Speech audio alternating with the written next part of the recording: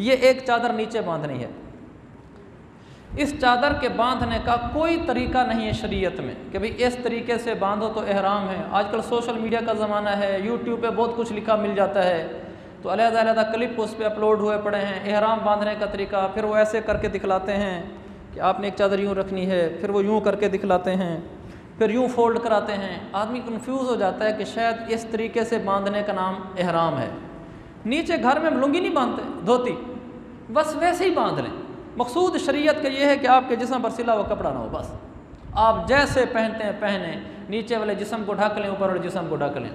और तजर्बा ये है, ये जो इस तरीके से टिपिकल तरीका बताते हैं, ये यूँ, ये जो आम तौर पर सिखाते हैं, और फिर इसको थोड़ा सा लेफ़्ट पे फोल्ड कर लें, ये यूँ, और फिर इसके बाद ये इसको यूँ, फिर इसको यूँ।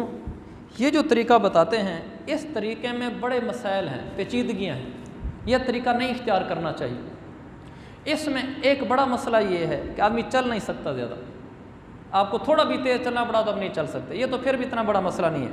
दूसरा इसका सबसे संगीन मसला ये है, जब आदमी बैठता है ना नीचे ज़मीन पर, घुटनों के आगे उठे खड़े होते हैं, नीचे से सतर ज़हर हो जाता है, क्योंकि कपड़ा इसका आगे नहीं गिरता, ये कपड़ा तन जाता है। यहाँ आदमी जब नीचे सुरीन के बल बैठता है और घुटने यूँ खड़े करके बैठा होता है, सतर खुल जाता है इससे, क्योंकि कपड़ा आगे नीचे नहीं गिरा हुआ, वो तना हुआ घुटनों के ऊपर। इसलिए ये तरीका बिल्कुल ठीक नहीं है। इसका सही तरीका वो देहाती तरीका है, धोती वाला, उसमें बहुत फ़ायदे हैं। वो देहाती तरीका बाज़ों को वो भी नहीं आता कि ज़माने गुजर के धोतियाँ बांधने के, आप तो ट्राउज़रों के ज़माने हैं, तो सारे ट्राउज़र ही पहन के सोते हैं, उनको क्या पता धोती क्या होती है। ये तरीका मैं आपको बताता हूँ, इसको सीख लें, ये इनको बराबर कर लें। ये बड़ा सेफ़ तरीका है, इसमें चलने में सहूलत है। भला आप जितना घुटना उठाएं, तेज़ चलना पड़े कोई इशू नहीं। आप नीचे स्क्रीन के बल बैठें, अगला पल्लू खुद नीचे गिर जाता है, दो घुटनों के दरमियान सतर ढक जाता है, ये इसका फ़ायदा है। लेकिन इसके बांधने का तरीका, ये चादर चली गई आखिर तक, अब इसको ना आगे से ये पल्लू छोड़ दें, ये देखें ये पल्लू, ये आखिर में इसको यूँ छोड़ना है। छोड़ने के बाद अब आप इसको यूँ लें, ये यूँ हो गया, एक बाएं वाला दाएं तरफ आ गया, दाएं वाला बाएं तरफ आ गया। अब इसको बिल्कुल उल्टा कर दें, ये फिर उल्टा हो गया। अब इसको यहाँ ऊपर कर दें, ये ऊपर हो गया, और ये इधर से ऊपर हो गया, ये अंदर डाल के इसको ऊपर कर दें, बस ये बंध गया है नीचे वाले। अब इसका फ़ायदा क्या है, ये जो मैंने छोड़ा है ना आगे, अब ये नीचे तक चला गया है। अब अगर मैं तेज़ चलूँगा तो ये खुद ढक देगा, मैं नीचे बैठूँगा ये कपड़ा नीचे गिर जाएगा, पूरे जिस्म को ढक लेगा। ये इस तरह बांधने का फ़ायदा है। फिर मैंने अर्ज़ किया था कि आपने इसको आगे से छोड़ना है, यानी यहाँ से पकड़ के बल नहीं देना, ये यूँ नहीं करना, आखिरी कोने से, आखिरी कोना यहीं से पकड़ के यूँ नहीं खींचना। यहाँ अगर यूँ अगर आप खींचेंगे इसका नुकसान क्या होगा मैं आपको दिखलाता हूँ। ये देखें, ये यूँ हो गया, देखें ये मेरे नीचे कमीज़ नज़र आ रही है, ये आगे से जगह खाली हो जाएगी आपकी। इसको जितना आप पीछे करेंगे उतना ही आगे गिरेगा। अब देखें ये कोना है ना, ये इसका पीछे लें, यहाँ से छोड़ें, ये अब आप इसको बल दें, इसको ये दाएं तरफ वाला बाएं जा रहा है और बाएं वाला दाएं आ रहा है, आ गया। अब फिर इसको उल्टा करें, ये दाएं वाला बाएं, बाएं वाला दाएं।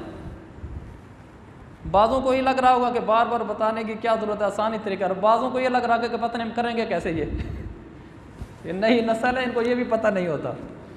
ये ऐसे, इसको अब ये यहाँ रख कर ऊपर कर दें, ऐसे इसको इधर यहाँ रख कर ऊपर कर दें। अच्छा, इसके करने के बाद अब देखा ये चादर नीचे गिरी खड़ी है। अब नीचे में आपको मेरी कमीज़ नज़र नहीं आ रही, अब मुझे खोल के दिखलानी पड़ रही है, और उस वक्त खुद ही नज़र आ रही थी। अब ये खुद आगे ढलक गया है, ये एहराम बंद गया। अगर ये टखनों से नीचे जा रहा है कपड़ा तो इसको थोड़ा सा और फोल्ड कर लें, थोड़ा सा और ऊपर चढ़ा लें, तो टखने नंगे हो जाएंगे, जो कि नंगे रखना ज़रूरी होता है। तो ये टखने नंगे हो गए, ये हो गया इसका एहराम बांधने का तरीका। इसके ऊपर अब आप वो बेल्ट बांधेंगे जिस पे आपने पैसे रखे हुए हैं, पासपोर्ट रखा हुआ है, मोबाइल रखा हुआ है, अब इसके ऊपर बांधना है। इसके ऊपर बांधने का फ़ायदा, एक फ़ायदा तो ये कि ये खुद नीचे ये कस जाएगी, जब आप इसको बेल्ट बांध के उसको कसेंगे, वो जो टिक लगाएंगे, तो वही नीचे वाली ये लुंगी बंध जाएगी। दूसरा, वो आपके हर वक्त आंखों के सामने रहेगा, आप उसके कट जाने से, चोरी हो जाने से महफूज रहेंगे। इंतज़ामी लिहाज से बताऊँ, ऐसा बेल्ट ना ख़रीदें जिस बेल्ट के आगे यहाँ पर डब्बे बने होते हैं, ऐसे बेल्ट मिलते हैं। एक बेल्ट वो होता है, मैं लाया नहीं साथ, एक बेल्ट वो होता है सीधा प्रेस किया होता है, नहीं सीधा ऐसे पट्टी होती है, उसके अंदर ही जेब में बनी होती है, वो सादा होता है, सस्ता होता है। एक बेल्ट होता है थोड़ा महंगा होता है, वो यहाँ आकर ना यहाँ खाने बनना शुरू हो जाते हैं उसके, एक खाना फिर दूसरा खाना, वो थोड़ा महंगा होता है, लोग उसको पसंद करते हैं कि एक में मोबाइल डाल लूँगा, एक में फलां चीज़ डालूँगा। उसका नुकसान ये होता है कि आराम से वो कट जाता है, आराम से। एक साथी एक दफ़ा पहला ही दिन था, 1 लाख रुपया लेकर आया था वहीं के ख़र्चे के लिए, वो उसका उभरा हुआ बेल्ट था।